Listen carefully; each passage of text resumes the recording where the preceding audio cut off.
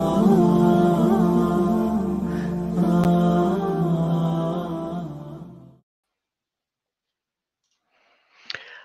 alaikum wa rahmatullahi wa barakatuh, brothers and sisters. This is Newcastle Fast FM, and alhamdulillah, you're tuned into the show From Darkness to Light with myself, Richard Coupland, a show that we do every single Wednesday at 6 o'clock, in which we particularly try to focus in on new Muslims, converts to the religion.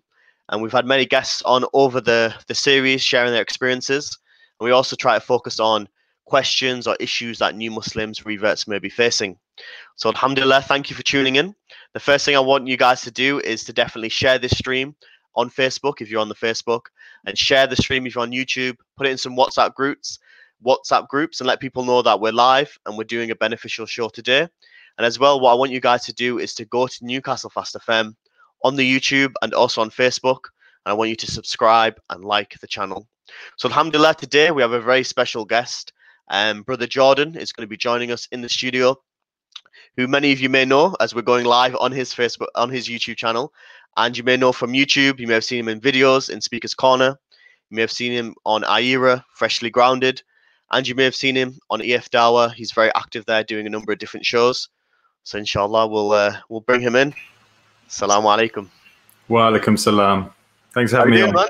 How you doing? Alhamdulillah, can't complain. Lockdown, but yeah, alhamdulillah, all good. Alhamdulillah, good. Thank you for coming on to the show. I know Brother Hassan reached out to you and invited you on, so I want to thank you for coming on. No, my pleasure. I've been watching the channel and I've been loving it. So yeah, it's good to be on here as well. Very privileged. Alhamdulillah, good. How have you been with the lockdown? Are you still doing the personal training, or are you starting to do some other things? So it's pretty much fully locked down, but I think you've got to view these things as an opportunity, haven't you? So I'm always moaning that I haven't got enough time for deen stuff or learning new surahs and all sorts. So now I've got it. So it's, you know, scheduling my day and making sure I get maximum out of it. And I'm loving it at the moment, to be honest. Okay, that's good. Looking at the positives, that's always good. Exactly.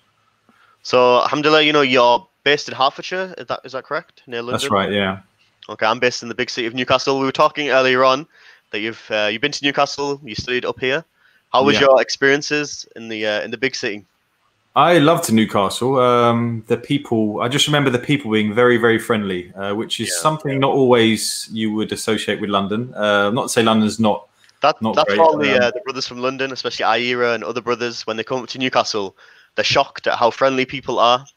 Especially on the Dawah stall, you know, people stop and talk to you. I think that's it. I think in London you're always trying to grab people in.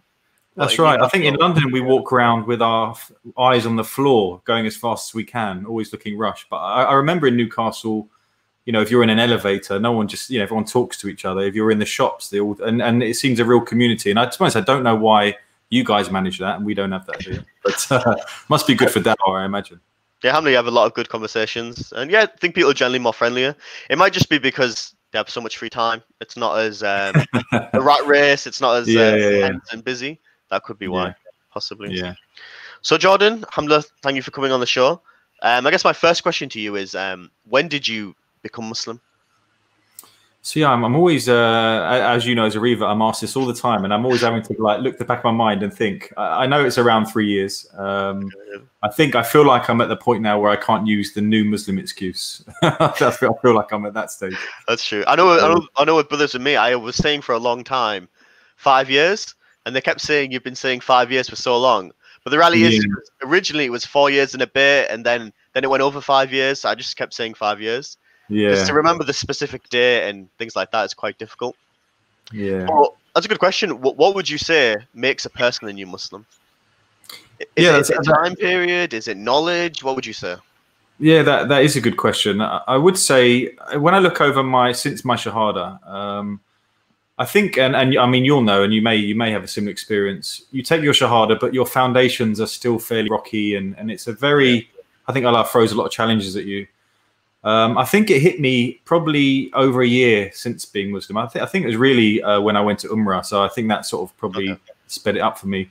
It's when you have that feeling that no matter what happens, you're fine because you're Muslim. You have Allah. I think when you reach that stage, that's for me when I thought, okay, now that is it. I was able to move fast. I think for me, I had so many concerns, so many issues, and so many things. So for me, I think that's where I felt it. I guess in terms of time length in general, it's so individual, isn't it, for so many people? I mean, I still think I'm not knowledgeable enough for the amount of time I've been Muslim, but I've got such a setup where I'm learning from so many brothers around me and stuff like that. So others, you know, may Allah make it easy for them, and I often make dua for other reverts to have, you know, as much support as I've had. Definitely, I think like that's the thing. Everyone's on their own journey, so everyone maybe is no longer a new Muslim at different times in different periods. Like I said, I know with myself is that I became Muslim, but I didn't tell like my family and other friends because I still had lots of questions and a lot of concerns of what if they asked me this, what would I say? What if they asked me, you know, this controversial issue and I'm not really sure? So I think, like you said, myself, it took a bit of time before I became grounded and confident to sort of tell people and share it, and then became quite confident. But I think, like you said as well, you know, it's not always, you know, you don't, even whatever knowledge you have, I think as long as you're sharing it and you know, understand that, that's fine. You don't have to be the most knowledgeable person to get involved in sharing the message. Yeah, I think that's a good point. And I've often wondered, you know, should I be on YouTube with my own channel? And as I notice the numbers going up, sometimes I do feel a bit insecure, like, you know, but I'm, you know, I look at, say, you know, the brothers on this channel or, you know, I mean, this is obviously high level, even on other channels where they've been Muslim a long time and giving out information. So, but I do believe I would say that's a good sign, though, that if a person's questioning themselves about, do I have enough knowledgeable, am I in the right situation, it's a good sign. I think a negative sign would be where a person maybe feels like they know everything, or I've researched these issues, I know more than you. So I think it's a good sign. And that can happen to a lot of reverts, can't it? It's that old thing. I always compare it to the person that goes to the gym after knowing, you know, they see a couple of YouTube videos, they go around advising everyone. And it can often be like that with reverts. But yeah, I think I've been very grounded. And like I say, the setup I have, and I think, to be honest, in what I've known, and I'm in the beginning of my journey, but the more you learn, the more humble you become, the more you realize that you don't know everything. I think the more you look into Islam, there's such a vast world of stuff that you think, hang on a minute, I'm going to be reading this for the rest of my life. So, you know. Definitely, like many of the scholars have mentioned, that when you increase in knowledge, you actually start learning how little you know, and actually humbles you. I think that's something beautiful about Islam. And I know myself that one thing that I always found beautiful about Islam compared to Christianity or other religions was the emphasis on knowledge. And also when I had questions, I always found out there was answers there. And maybe it took me time to find those answers, find the right brothers, the right knowledgeable people. But alhamdulillah, there was always those answers and that knowledge. Yeah. So yourself, you know, give me a quick summary. You've probably been asked 1,000 times. What's the story? Every time you go to the masjid, or every time you're in a new location and a brother sees you. And I think, I don't know, I'm probably like you. I'm managing to fight just to make it smaller and smaller, because you realize, like you say, you go to masjid, you're gonna have to say it. And I've said my story over and over again. But in a nutshell, I was pretty anti-Islam mindset. I wasn't actively, but I you know, basically my sister converted and who I wasn't speaking to. And she had a baby that was my niece, Iman. And so once, and, you know, Islam, my niece, this is what, you know, I cared about her so much that I think as soon as Islam came into my family, I thought, wow, I need to look into this. And I think my motive was to try and look into Islam and to show my mum and things like that, to say, look, we can't have Iman being Muslim. She's going to have to cover. She's going to be beaten by her husband. She's going to be oppressed. She's going to have less rights. And these are all the things that I'd understood from Islam, and obviously from an ignorant mindset. Where do you think that came from? Is that because maybe some news articles you've seen, or I think so. Yeah, and I think, to be honest, probably for me, probably a lack of interaction with Muslims, or probably a lack of interaction with practicing Muslims as well. Yeah. And yeah, certainly media. I mean, to be honest, you know, as of the last few years, you couldn't really turn the news on for a period of time without hearing about, you know, grooming gangs or terrorism or all these things. And I think you can't help, as a British person who's, you know, at that time I had no interest in Islam, but when you hear that word, you know, then all of a sudden you have these things in the back of your mind that come up. And so, yeah, I think that's where it came from. So yeah, I guess thing is, as I looked into it, and I because it meant so much, I started looking quite extensively into the subject of a woman in Islam, and a young girl in Islam. Would you say it came then from your sister becoming Muslim? You wanted to learn more about it from there? Yeah, well, it was my sister. I hadn't spoken to her for probably about 15 years. We fell out, nothing to do with her being Muslim. So we fell out years ago. And I did see that Islam had cleaned up her life and stuff, but we never talked. It got to the point where we hadn't spoken for that long. It wasn't even awkward. We just sort of lost contact that way. But alhamdulillah, she still allowed me to see Iman every weekend. We used to go to Nando's or Prezzo. We used to go out, and I used to sit with Iman, even from the age of 5. We used to take her out, and we used to have conversations. And she'd say to me things like, Christmas time, she'll say, "Allah doesn't have a son," and I'd be like, "What's she saying?" And she'd also said, I remember her once saying to me, I'll never forget it. She said to me, "Uncle Jordan, I don't want you to go to the hellfire. You're a Christian, wow. Uncle Jordan, and I am a Muslim, and you're going to go." And I thought, wow, what's she talking about here? And I guess a part of me was thinking, why is she believing this? But part of me also thought, what does she mean by that? And like I said, I think I looked in more and more. And to be honest, it didn't take me long to realize that Islam was a beautiful protection for a young girl. And I think even any father, if your daughter is suddenly going to dress more modest, have these values where she's not going to just be flirting with other men, we know as men growing up in this country how perhaps either we've treated women or how we've seen women being treated. Yeah. So I think I got to a stage where I thought, alhamdulillah, my niece is Muslim. That's great. It's a great thing. And to be honest, that's where I parked it for a while. That's where I parked it. But then I started to become a bit obsessed with Islam and look into more of the teachings. I wanted to learn who is this Prophet Muhammad, peace be upon him, and what is the concept. So I was looking online, I was reading, I came across Speaker's Corner. And I think, to be honest, I always thought that Islam, and if I'm blabbing on too much, just cut me off. I'll cut you off, don't worry. There's no shyness here. I always thought Islam, even though it's a beautiful thing, and I started to see it was more than just for a girl, I thought Islam really makes sense. Its concept of one God, this prophet, peace be upon him, that had such good character and all of the things that I respect, really. It was only really when I saw a white man in Hamza debate. So I don't know if you know Hamza from EFDawah. So he was debating at the park, and it was almost like a light switch went off in my head. Like, so you mean I could be Muslim? And I know that sounds crazy. I've heard this as well from John Fontaine. Maybe you've heard of him. Yeah, like Peace Abdurrahim Green and other English white speakers, and he realized actually, whoa, that they become Muslim. And I think that's something that actually has a big impact, even though you may not realize. A lot of people have that conception. I think maybe even some people in my family, that Islam is if you're foreign or if you're brown or you're this. It's not for a British person. It's not for someone in the West. Yeah, that's right. And in our minds, we don't even click that Christianity is from the Middle East as well. And to us, even though I knew that Islam was sent for all mankind, it's still, I had to see Hamza in his football casuals, with his English, swagger. You'd have to wear a thawb or shalakamis or. Do you know what? And that's an interesting point. I believe if Hamza was there in a dopey or a kufi, or a full on, I think I wouldn't relate to him as much. So I do feel, and that's probably why I still dress the same as well. I feel there's nothing in our scriptures to say that we have to dress Arab, for example. And so that was quite strong for me. And like I say, from there, I got in touch with Hamza, and I met him. Funny you mentioned John Fontaine, because he was the first brother I actually met when I came to the corner. Well, I was going to ask you, if I'm correct, didn't you become Muslim in Speaker's Corner, or was it afterwards? Or my first day was there. My first day was I intended to go along, and to be honest, Hamza knew I was going, but I didn't. When I got there, I thought I'm not getting involved in this, and I was sort of scampering around the back.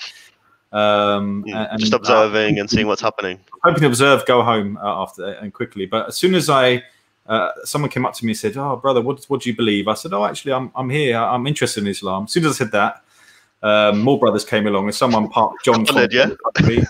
There's a camera here, a camera here, a camera here. Oh man, what's going on? But mashallah, John Fontaine, what a fantastic brother to meet. As a first, and we had a great conversation. And to be honest, I came to the park. I believe I was already convinced of Islam, almost, I'd say. But John Fontaine was able to answer a lot of problems. I was asking him, "How did your family react? How did it?" And those sort of questions. He was answering a lot of those and I knew he was a jazz singer and what he had to give up. And he still contacts me now. May Allah reward him. So yeah, and then yeah, I met EFDawah, which is Hamza, Anis, Imran, and Abbas, and mashallah, beautiful brothers. And you know, I met them.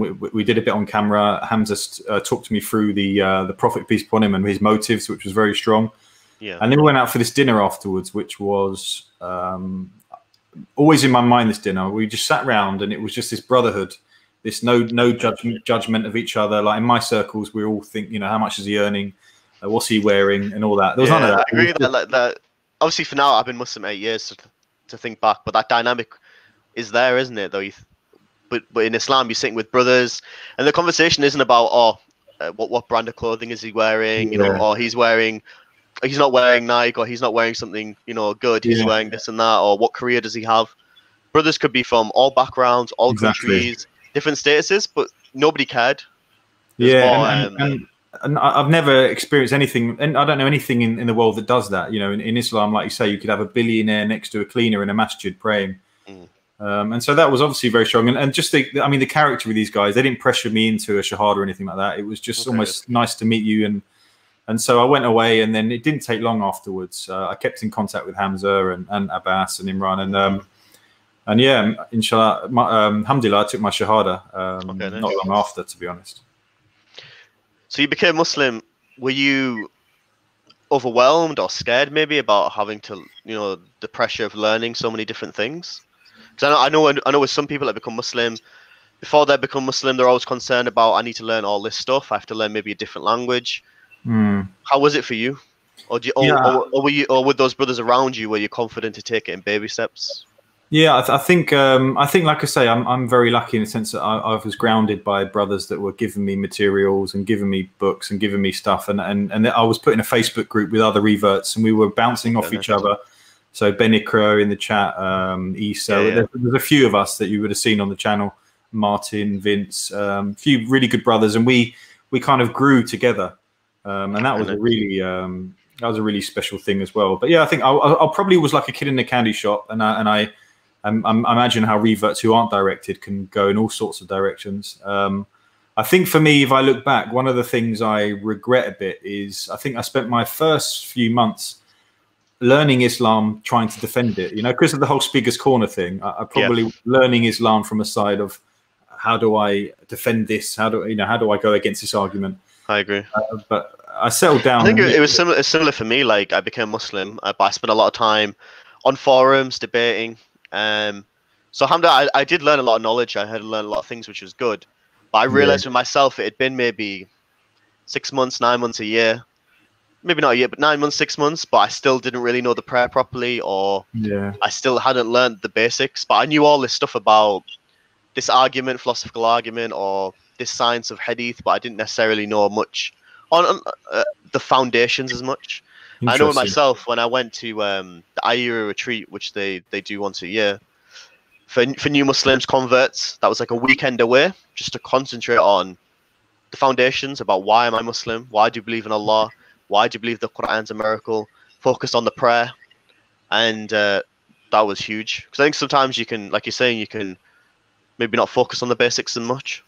Yeah, I agree, and I think the climate we enter Islam in, you know, you almost, you know, if I for example enter other live streams online, or when I go Speaker's Corner, as soon as you say you're Muslim, you're on trial. You know, it's like, and all of a sudden they come up with all these questions about, you know, about everything, and you know, you can't walk somewhere without being asked about the age of Aisha, or what terrorism in Islam, and you think, but you know, and so I guess you sort of end up looking into that just to make sure that you can answer people. But to be honest, I forgot all that. I thought, you know what, it's all whatever. I've just got to, you know, 99 names of Allah, Tawheed, and actually start to get my foundations down, which I did. But also, you know, my sister, for example, you know, she told me a story once where she was kicked off a bus, you know, and spat at and things like that. And you think the sort of and the sisters obviously have it the hardest, but the environment or the climate we have to embrace Islam, you know, people around really, some people struggle to deal with it. And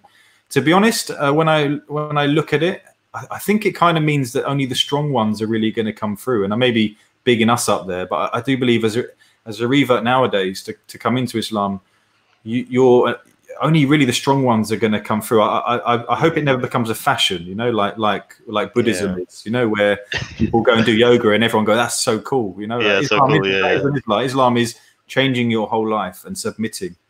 So yeah, definitely. So alhamdulillah as well, I think recently you got the opportunity to go perform Umrah with the brothers from EFDawah. How was that experience? Absolutely incredible. So it was a real turning point for me. I mean, the brothers that, you know, Abbas, Hamza, Imran, these brothers are so special to me, and you know, the relationship, the brotherhood we have, I guess transcends a lot of things, yeah. So to go with them on to a journey like that, because for them, many of them, it was their I think it was even Hamza's first time as well. But I think, you know, going to Medina and experiencing Islam, because Medina is my favorite place on the planet now. Mecca was hectic, and Mecca was, I was gonna say it was Mecca.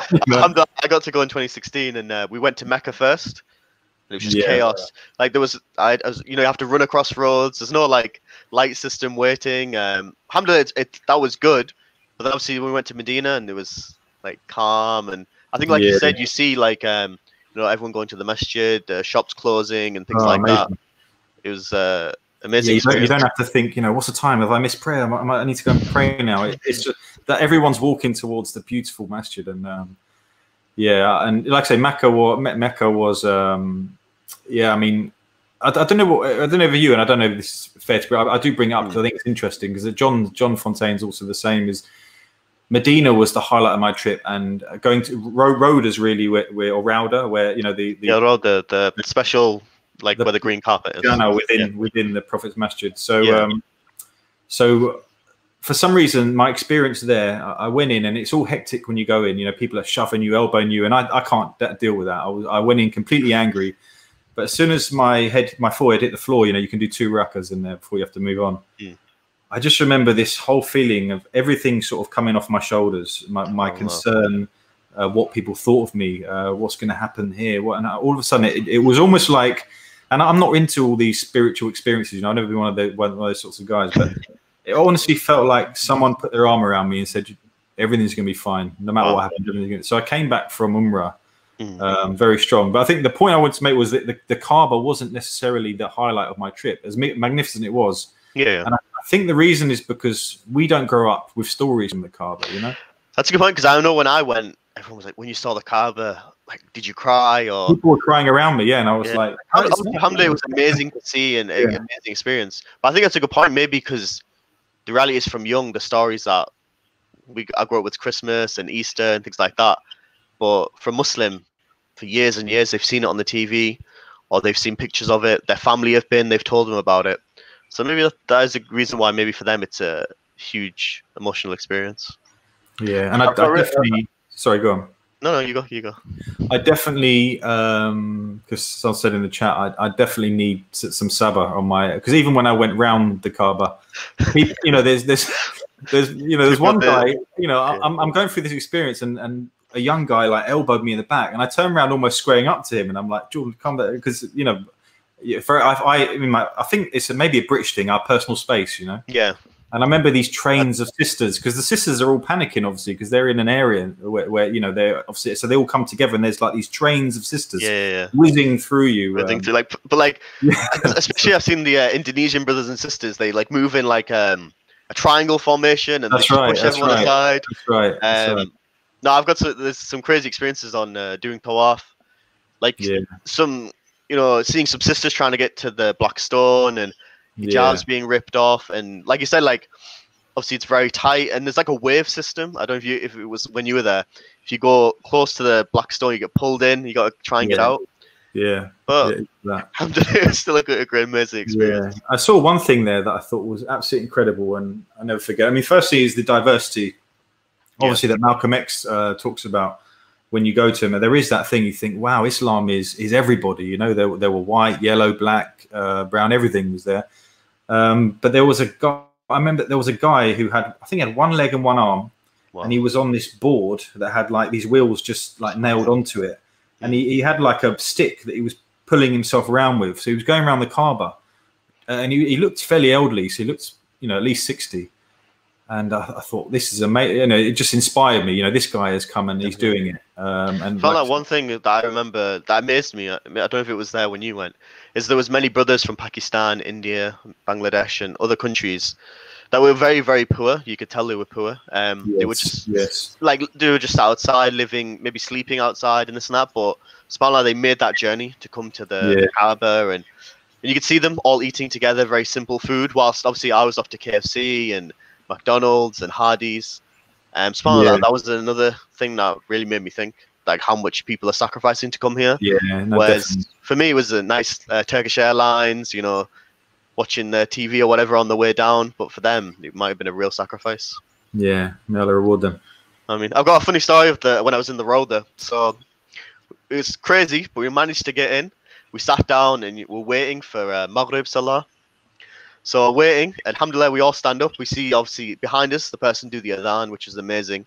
And then when I stood up, I ended up getting pushed out. Out of the actual line? Like, out the line, and I ended up just standing next to a column watching everyone pay Maghrib. Because there was, obviously, so many people crammed in, sat down. So when they stood up, there was no space. So I remember just saying, I lost my friends where I was, just sat watching everyone else pray. Alhamdulillah, obviously I prayed afterwards and stuff, but that was. Did you do Hajj or Umrah, or did you do them both, or just Umrah at the moment? Inshallah, I'll do Hajj in the future. I've spoke to people who've done Hajj. That's a different experience because I've heard millions of people are there in that one city. I thought it was busy when I went for Umrah, but Hajj probably a whole new level. Yeah, I can imagine. Cool. So Jordan, you've been sharing a lot of the Newcastle Fast FM shows on your channel. Yeah, what sort of inspired you to? Yeah, and you got. I need to get the merchandise.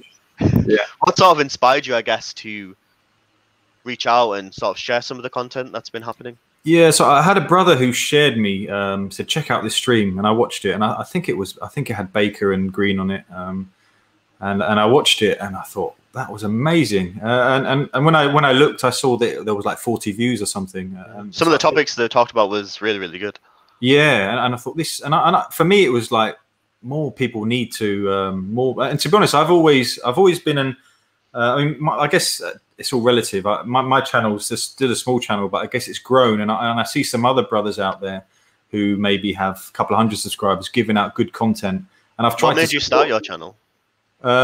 Good point, actually. I never had any intention really. So I used to, go in these chats and stuff. And people used to subscribe to me without any videos. And at one point, I turned around and I had like based on the comments and things. I had 300 subscribers, and I haven't done a video. And then I just thought, well, maybe I can speak to people. And to be honest, inshallah, my channel has become, for me, is like my mini Ummah almost. My mini Ummah. They're very recognizable names. And they've also embraced, I think, your channel a lot as well, which I'm really happy about. They're really, really appreciative of the stuff you guys are doing as well. So you saw like it wasn't getting many views yet. They were really good speakers and content. To be honest, I've always thought that there's a real issue with YouTube in the sense that a lot of our stuff has become personality, maybe watching people exposing other people, maybe watching people argue. And I'm guilty of that too. I watch a lot of Speaker's Corner when there's watching the drama. Yeah, we all like a bit of drama, but I feel like the ratio should be, the majority of our content we watch should be where we're benefiting and real Islamic reminders. And when I'm talking about these little channels, I mean, I'm seeing Baker and Green, two legends of the game. And when I'm thinking, why aren't millions watching this? So and that's how my mind's going. So. It got to the point where I thought, maybe you could share it on this channel and then maybe share some on the EFDawah and share. And to be honest, I've always thought Muslim channels should come together a bit more anyway. I think, for instance, going live at the same times, or we should be coordinating it and supporting. And I know that's easily said than done. There's many reasons why perhaps you wouldn't go with other channels, but I think where possible we should. Definitely, I think there's the opportunity and the benefit there. Should try and share other people's content. Other people have been making videos for a long time. They have a big following, and if they can give shout out to those smaller channels that are doing beneficial stuff, help them grow. And I think everyone benefits, like you said. And hopefully with YouTube algorithm search people searching, they'll find the videos, non-Muslims, people interested in benefit. Yeah, alhamdulillah. So I've noticed with EFDawah as well, you know, you've got involved, you're joining the streams and things like that. How did that come about? Is that simply because you met the brothers in Speaker's Corner originally and you just started getting involved, or? Yeah, do you know what it was? It was so Speaker's Corner, obviously. Speaker's Corner came to a halt when the lockdown happened, I guess many months ago now, the first one. And so I'd done a few revert streams, you know, where a bunch of us, all reverts, go on and chat. Yeah, I saw they were good. They seem to be quite popular, you know, just a bunch of us. I was really impressed. I think I checked like a day later, and the views were, mashallah, very good. I'm always shocked at that. I'm always thinking, but we're just having a chat. But obviously, people are watching, you know, people maybe from another culture embracing Islam, and I get it. To be honest, I feel that people give reverts a bit too much credit. I feel like everyone goes through that time in their life where they make those decisions, you know, but for whatever reason, and look, I guess we use it to our advantage if it helps with the dawah. Yeah. We do it. But I think that I started doing live streams on my channel on this, I think it was on Hangouts or something like that before. And so when EFDawah stopped going to the park, I said, well, how about we do some streams on EFDawah? And so he sort of switched across. And yeah, and to be honest, you know, I was Abbas's Robin, he was Batman. You know, he was doing all of the knowledge and giving out the content. I was obviously hosting and giving little bits that I can. It kind of inspired me to look more into the topics. And so, yeah, from there, we've sort of got into it, and we really enjoy the live streams, and I think it's growing from there. Definitely, like one of the brothers from Newcastle Fast FM and the Islamic Diversity Center, he says that every person has a role in the dawah. It's like you said there, maybe yourself, you're not super knowledgeable on these, you know, New Testament history or Christianity or atheism, but you had your role of hosting the event, introducing it, bringing guests in. And similarly with, in the dawah, people have different roles. Maybe it's somebody sharing beneficial reminders. Maybe it's uploading videos. Maybe it's writing a blog. Maybe it's hosting an event. Everyone can play their part, even if they don't have to be that person on the front, like you said, always speaking on the stage. They can be behind the scenes. I agree. And I do think, I mean, I think there's this sort of common thing, and I've heard it at Speaker's Corner, where to do dawah, you have to be this kind of, you need to look Muslim, you need to be super knowledgeable, you need to look a certain way. I guess dawah, we can also show dawah that we're a whole range of different people, aren't we? I think it's important to have different nationalities, probably different levels as well, all doing dawah. And I'm not saying that, you know, everyone should be at Speaker's Corner doing doing debates, but I think like you quite rightly say, we can all do our part within it. Definitely, for example, Newcastle Fast FM, one brother who is not on the stream, but you know, he's been hosting this stream, he's been doing clips, sharing videos. Everyone can get involved and have a part. My question to you would be, in the online space, would you say that there's much there for converts and new Muslims? That's a good question. I know myself, I've done research, and I go on YouTube and I type in new Muslim help or revert help or prayer advice. I personally felt there wasn't much there. What do you think? No, that's a really good question. So I think, again, I was fortunate that I think the brothers at EFDawah were sieving out the good stuff. So I wasn't just looking at it. You know, like you say, it's a vast. Yes, also. Honest, you click praying, and it could be, you know, it could be a completely different type of Muslim praying than the traditional one. So you're right. I think we do need to be careful, YouTube, and I think often we can just because someone's got, you know, presenting something in a way on YouTube doesn't mean that they're, you know, a scholar, and a revert won't necessarily know how to judge if someone is a scholar. You know, they may be a scholar in a certain area, but not in the area they're talking about.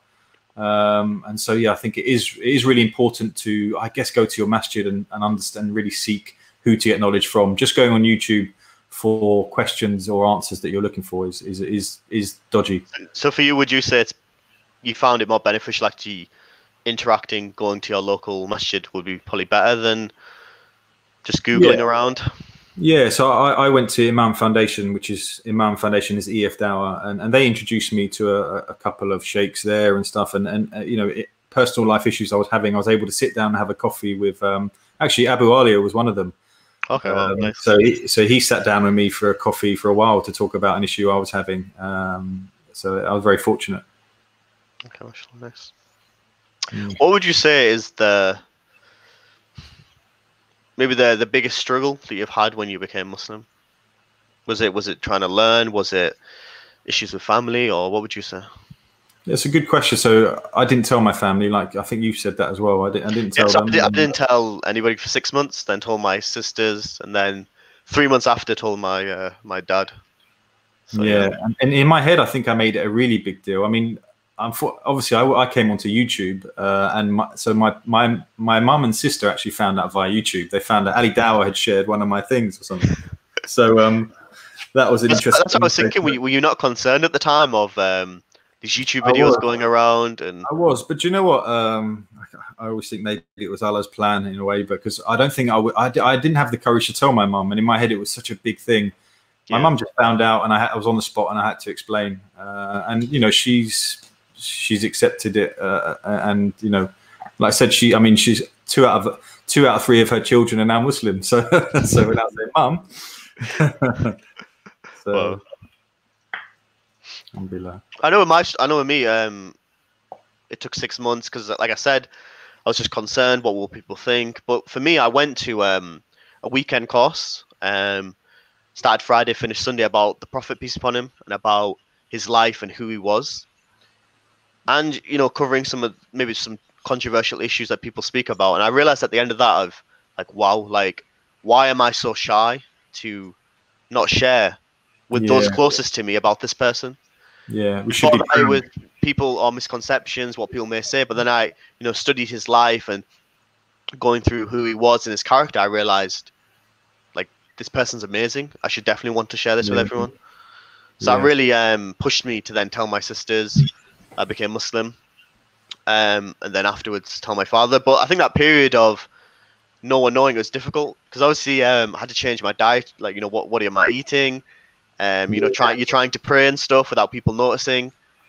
It can be a really difficult time. Yeah, it's not easy being Muslim in the closet, you know, like you say. So I think when I'm advising people, I always say you don't have to tell your parents, or your close ones, but I would recommend it because for me, once people around me did know, it became a lot easier. It's very hard, like you say. You know, I think, like you said as well, I was just super worried and scared. But I told my sisters, and they said, you know, as long as you're happy, we're happy. One's an atheist, one's a Christian. So, you know, they were more interested in, there's going to be a lot of discussions. It's going to be more interesting. But before that, I was nervous. You know, what should I say? Should I tell them? Sometimes I think you're right. I think we, in our mind, we think, and like you say, if you're, you know, a good person like yourself, and they're gonna, you know, they're gonna see Islam a different way, and they're gonna accept you. And mine was the same. My family, whenever, I mean, I'm not saying some families do go into the point where they would disown someone, and that's really tough. But I think in most of the cases I've seen, parents, you know, love their kids unconditionally, and can be. I think I tried to talk to my mum about things before she knew, and even when she found out, she was asking me questions. You know, obviously the misconceptions that they have, and I think you've got to be patient. I mean, I also had a fiance that I wasn't patient with, and I think I messed that up for that reason. I struggled with that side of it. But yeah, it's a difficult one. Not. I know something that was had a big effect, especially on my father and my family. Was often I was trying to tell them things directly, and sometimes led to arguments and discussions. But when they actually saw Islam change within me, change my character, change from some of the things previously that I shouldn't be doing, concentrating on, you know, studies, concentrating on doing charity and being a better person, that had a huge, bigger effect. Good point. I guess our behaviour is the best hour, isn't it? And that is, like you say, they see a change in you then. And they realise, okay, Islam is good for my son, or Islam is good for my brother.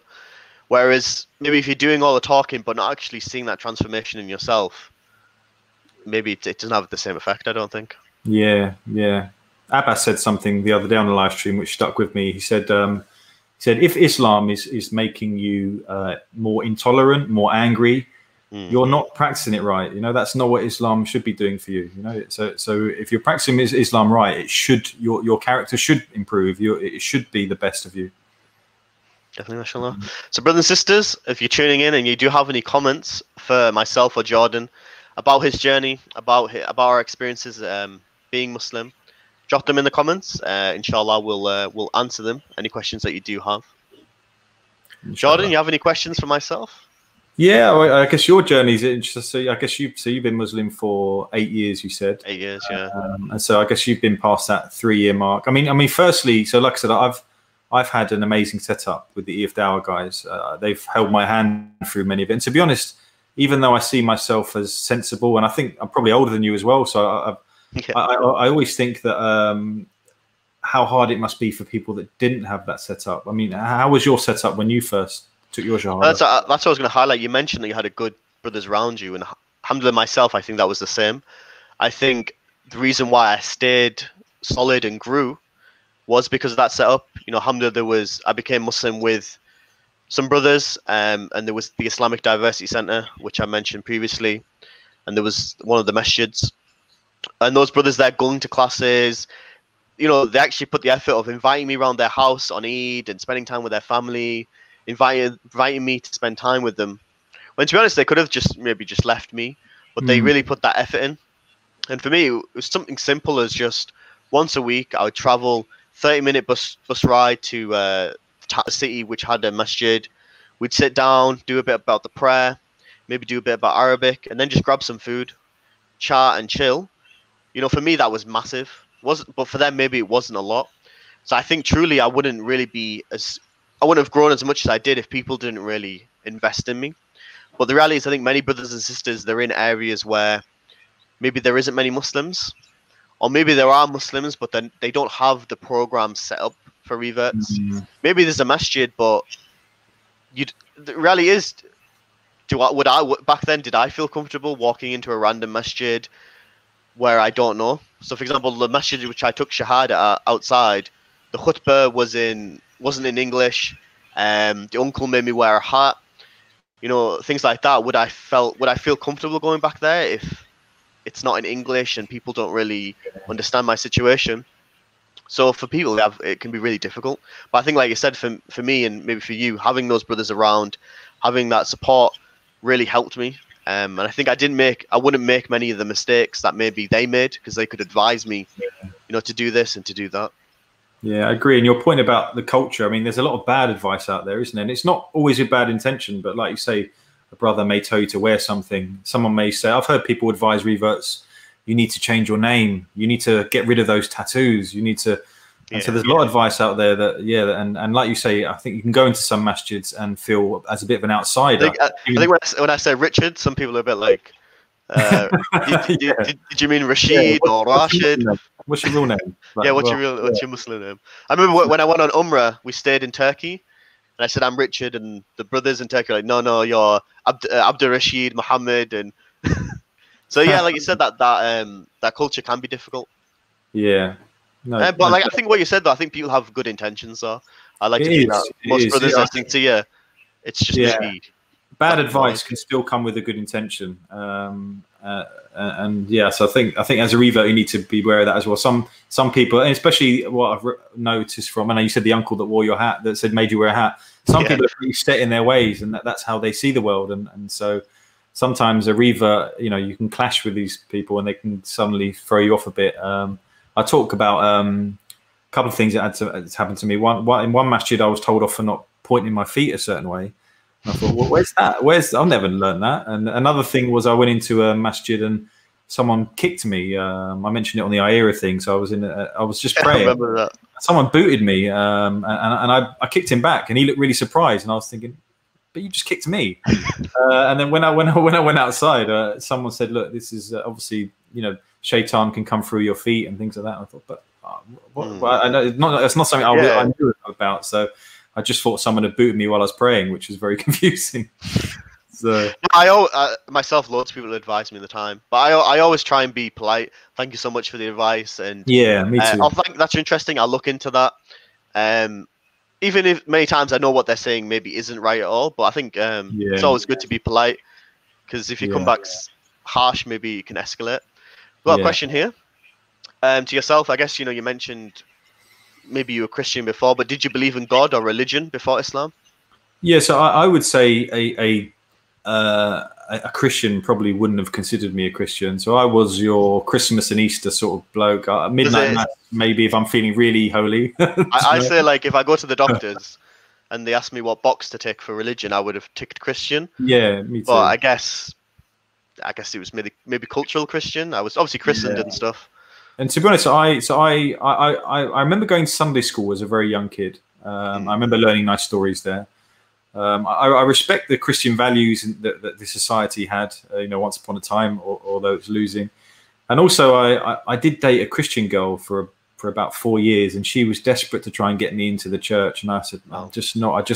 I need to go along with her sometimes. And I remember there was a sermon doing something about homosexuality, and he said these are ill, sick people. And it was real aggressive, real kind turned of you style. off, yeah, and it was. I think for me the simple parts of Christianity. So Jesus being God, the Trinity never made sense, even as a young man. Original sin, not being accountable for your own actions. To me, so because the basic parts never fit with me, I never bothered looking into it. And to be honest, I probably saw religion as, like most people do nowadays, it was for people that need it. I know a thing or two. I'm a good guy. I don't need it, but it's fine for them. So that was my attitude. I think it's like you said. I think that was, for me, was beautiful about Islam and amazing is how simple it was. The simple concept in one God, which naturally makes sense, logically makes sense. The concept of repentance, forgiveness, and salvation was simple. Like you said, unlike Christianity with the Trinity and Jesus being God and original sin and all these questions, Islam's message is very simple. I think people. I think when you share that with people, even if maybe they don't accept it, but I think they understand that it makes sense. Yeah, 100%. What is your mum's opinion now about Islam? After, it says 5 years, but I think it's been 3 years. Yeah, good question. So I think my mum originally thought I was going through a phase. I think I think my dad was the same. Yeah, but I think for you it's probably not an 8-year phase, and for me it's probably not a 3-year phase. So, but you know what? My mum is she's my hero, and she backs me whatever I do. My mum, she grew up raising us all on her own. She's a very strong lady, and she'll do anything for us. And so even if deep down she probably doesn't agree with what me and my sister have done, it hasn't changed her love for us or how she treats us or anything like that. And I guess for us now, it's sneaking in a bit of dawah here and there where we can. So under the table, So cool. What part of practicing do you still find challenging? That's a good question. Yeah, that is a good question. So I think when you have a busy lifestyle, like I said, I think. See, Islam is a discipline, isn't it, in many ways? And I think I work 7 days a week. I sometimes work very long hours. Wow. And I get my prayers in, but when I was in Medina, everything's on time, isn't it? Because everyone's just strolling to the masjid. I think I struggle with. I don't like the fact that sometimes my prayer has to fit around my life. I want it to be the other way around. And so I'm trying to make differences in my life where that can be the case. And it's not easy, if you have rent, if you have bills, you have to go to work. But I'm trying to make changes in my life where, inshallah, I think that was one of the things that's difficult is basically you have to try and change your entire life around the prayer. And I think it took time for me to really build that rhythm of where life is focused around the prayer. And I think even after that, then it's really being sincere in your prayer. It's not just, oh, right, I've got 15 minutes left and I've got a meeting in half an hour and I just rush and pray back to my desk, continue working. I think that's the issue many people face is, alhamdulillah, they're praying or they're trying to pray, they've got the intention, but trying to fit it in with the dunya all around them. And it's mad when you think about it. When we know as Muslims, it's our second pillar, it's what we're going to be asked for on the Day of Judgment, asked about. So, we're talking about a lot more than really what we probably having to, juggle around it. So obviously a Muslim prayer should be first. But, when you convert to Islam, your life is in a certain way, and it can take time to. How did you find to learn the prayer? Did you find it difficult? Did you have a teacher? Yeah, I learned Fatiha really quickly, and I was sent YouTube videos to do the actions and stuff. But I think I think mostly. I mean, I started going to Jummah every Friday with Hamza, and so I used to watch how they prayed as well. So I think by being around Muslims, by hearing Fatiha a lot and hearing all of the movements and the words, definitely helped me early on. I think definitely get yourself into a masjid. Don't just learn to pray at home on your own. I think that's the thing. I know for me, it was just getting stuck in, just going to the masjid and following people, looking what people are doing. Not necessarily that everything they do is right, but just joining the congregation, listening to recitation, and having a brother who can meet you and teach you in the masjid helped me grow hugely. From obviously, alhamdulillah, you have books, you have YouTube, but I know myself I misunderstood the book so much. So when I actually sat with someone, they realized, oh no, you're doing that wrong, or you're saying this wrong. Yeah. So often just going to the masjid and getting involved is good. Yeah. When you went on Umrah, did you meet any European brothers? That's a good question. Yeah, we pretty sure we did. I mean, we met so many people in the hotels and things like that. I'm pretty sure we met Germans, Polish, Russians. So yeah, it was. It's such a vast. I mean, to be honest, most of the people there are Oriental looking, so it gives you an idea of how maybe Indonesia and Malaysia, how many Muslims are in those parts of the world as well. Because I think people assume that most Muslims might be Pakistani or Arab, but you go to Mecca and there are a lot of Indonesian people there. So true. One question. Oh. The uncle made him wear a hat. That is true. I thought that was funny as well. So I went for Friday prayer. We started doing Jummah. There's some talk going on. I have no idea what language it's in.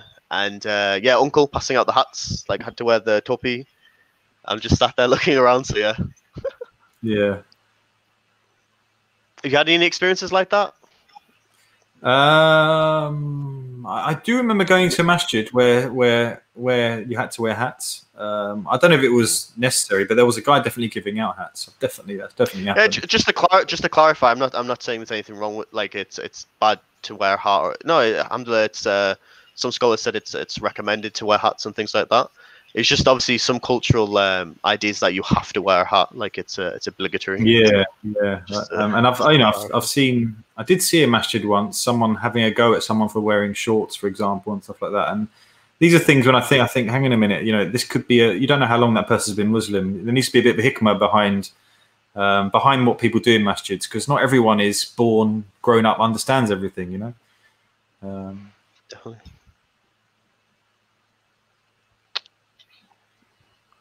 Some more questions. Ben got that yesterday. What's your Muslim name? Yeah. That's very common actually, and people can often look disappointed when you say, actually, I don't have one. I think it's a good point. Yeah, obviously, Islamically, you only need to change your name if it's got a bad meaning. Yeah. Or if it's a name, let's say for example, it's a name of a god, or it's a swear word, or something negative. But I think there's nothing wrong with like someone adding a new name. I know that many brothers did that. Sometimes to feel more Islamic, sometimes to feel a full change in their life. Yeah, I agree with you. And look, we made comments earlier about people dressing a certain way, changing names. If dressing in a thobe and a dopey makes you feel more Muslim and closer to the Prophet, peace be upon him, by all, I think that's great. I think the only issue is when, like you said, people say you have to wear it. That's where the real issue. So just to clarify, is that you? This is me. Look at that golden hair. So this is me, and this must be 2012 at a Dawah stall in Middlesbrough. You got that boy band hairstyle there. Yeah, skinny, no beard, and long hair. So hair's gone, beard's come through. I got married last year, so the weight's come through. Mashallah. So wait, it took you how many years to get married then? From, if you don't mind me asking. That's the other one, isn't it? When are you getting married, brother? So yeah, I've seen Ben sticking that in capitals in the comments. So yeah, that had been guess 7 years. But yeah, that's often a thing, brother, when you're gonna get married, and I think it comes from a good angle, because obviously Islamically, you can't have girlfriend, boyfriend. But I think with myself, obviously I was 17 then, so I was still young. But I think you need to be grounded in your own faith and confident where you are, I think, before you reach out to get married. But I guess everyone's situation is different. It is, and I know, Hamza often says, so he got married within like 3 months. He was in Morocco bringing a girl back. MashaAllah. Ben moves quickly as well, and for me, the idea of it, I don't know. I guess, like you said, and look, I definitely think it's not good for a single man to just for many years being on their own in I agree. climate and stuff. And so Islamically, we're advised to get married. I mean, for one thing, the brothers that I know that have got married, I don't see them much anymore. So that's kind of that's me. That's me at the moment. I don't think the brothers have seen me in some time. Yeah. But yeah, I think you said everyone's situation is different. I think definitely Islamically, the Prophet in many narrations encouraged people to get married. And you don't want to be a person for many, many years hasn't got married. But I think it's a balance, especially with the new Muslim Reaver. You hear many stories of brothers and sisters who got married very, very quickly. And maybe their faith wasn't there, or maybe things didn't work out.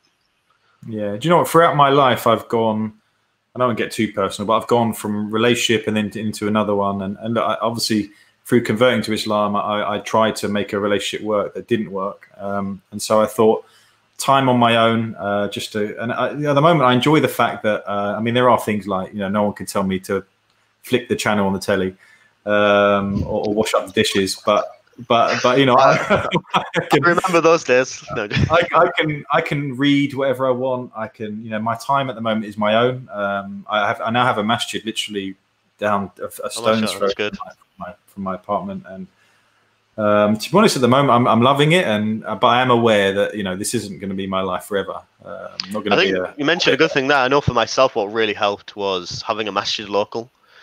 Where I became Muslim, there was no masjid in that town. But alhamdulillah, when I moved to Newcastle to study at university, that freedom to go to the masjid, to spend time with Muslims, it really helped. So I think the masjid is key to a new Muslim's life. Yeah, definitely. Key question. Did you know that Mohamed Salah is a Muslim footballer? I did know that. How can I not? I guess. So people know my opinion. I can't stand football. I just maybe I judged you, but I thought you'd be a very heavy football guy. I know. And to be honest, I've never heard so much football since I've got new Muslim friends. They all love it. And I've always, for me, the whole football culture, the hooliganism, the pub, the white mate, and swearing at the ref and all that. For me, I've never I like the peaceful sports a bit more. I can watch a game of football, but I think football culture I've always struggled with. But yeah, I know Mohamed Salah is a footballer. I guess, does he play for Liverpool? I think so. Okay, so you don't. I don't follow football either. So I support Arsenal, and I couldn't name you one Arsenal player. You have to support a team growing up, otherwise people think you are, let's say, the wrong sexuality, or they think you are weird. So you have to have a football team when you're younger. Cool. Awesome. Well, alhamdulillah, it's been an hour, but I think it's been beneficial. I want to thank you for coming on, Jordan. I hope you've enjoyed the discussion. No, I really have. Inshallah. I think, as my video froze or not? Unless you are is it a ventriloquist, or you were able to talk in that position, but yeah, you have frozen. I think you've frozen on my screen. Yeah. Okay. Well, I think my computer's froze. But Jordan, I want to thank you for coming on. Alhamdulillah, it's been a good show. I hope you enjoyed it, and I hope the people watching benefited. And inshallah, if everybody can subscribe to Newcastle Fast FM, definitely. Oh, yeah. Newcastle Fast FM, so I'm on my own now, so I may as well show my merch. I'm assuming he'll probably come back on in a minute. But I think most of the people on my channel, for example, hopefully are subscribed to Newcastle FM, but if you're not, make sure you are. Like I say, Baker, Green, the brother Richard as well. So let me have a look at some questions then I am an Arsenal supporter. I'm not very into football. Haley Jones says I'm 50 but not married. At 18 I was always in relationships. No, so Haley Jane is living the same life as me, I guess, and maybe enjoying it as well. John,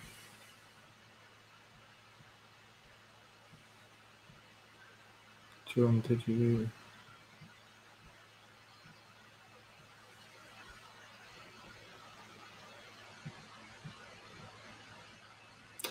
I'm back. Hello.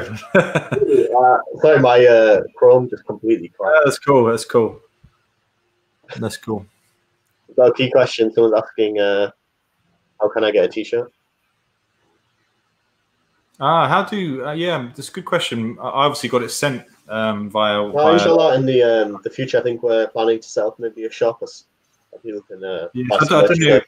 Ben's. You must know Ben. Ben's got his own channel and also he's on EFDawah as well. So I've met Ben. I met him at a New Muslim retreat. So, yeah. Right. Yeah. Alhamdulillah. So yeah. Well, yes, as I was saying, John, I was just saying thank you for coming on, and I hope you enjoyed it. I think the listeners have benefited, inshallah, and it's been good.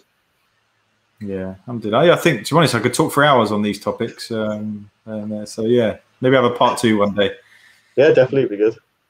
Cool. So, brothers and sisters, thank you for listening and thank you for tuning in. Please do subscribe to Newcastle Fast FM, and obviously, please share this stream with people that you think may benefit. And inshallah, I'll be back next week. Assalamu alaikum wa rahmatullah. Assalamu